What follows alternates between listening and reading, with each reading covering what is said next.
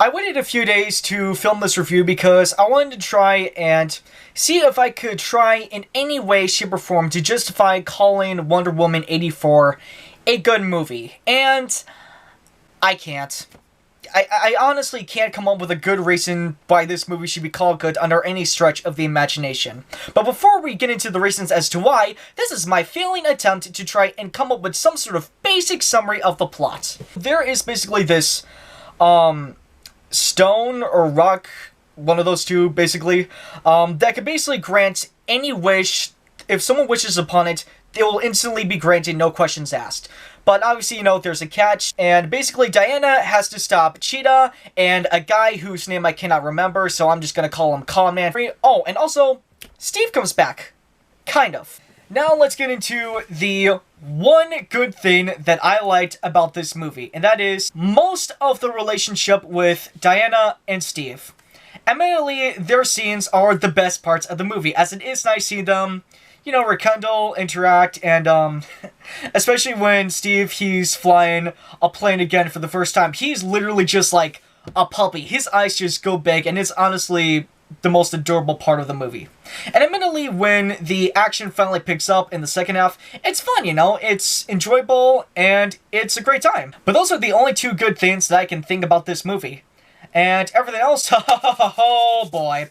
So here's the first thing that I have a problem with, which is the fact that Steve, he's back, but he isn't. And what I mean is, he basically comes back in the body of another guy, but Diana is the only person who can see Steve as him. And yet, throughout the entire movie, he only really appears as Steve. Well, okay, not entirely, but for the most part, they just ignore the fact that he's in someone else's body, and in the back of your mind, it's like, what's happening to this guy in his other life? Like, is he aware that he's being controlled? Is he losing his job?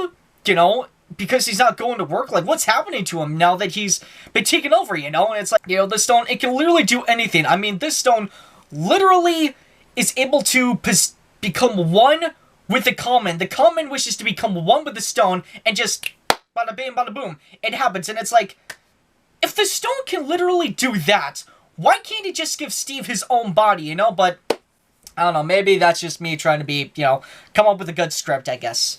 And also, let's get to the villains. Cheetah and Conman suck as villains, in my opinion, because I could instantly tell from the opening scene when they first appeared on screen that they were going to be villains. Because first time you see the Conman is in a commercial, and instantly you're like, villain, villain, villain, you know?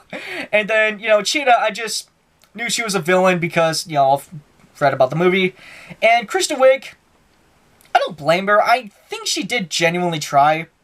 I just think the script really didn't work for her at all. Yeah, that's it.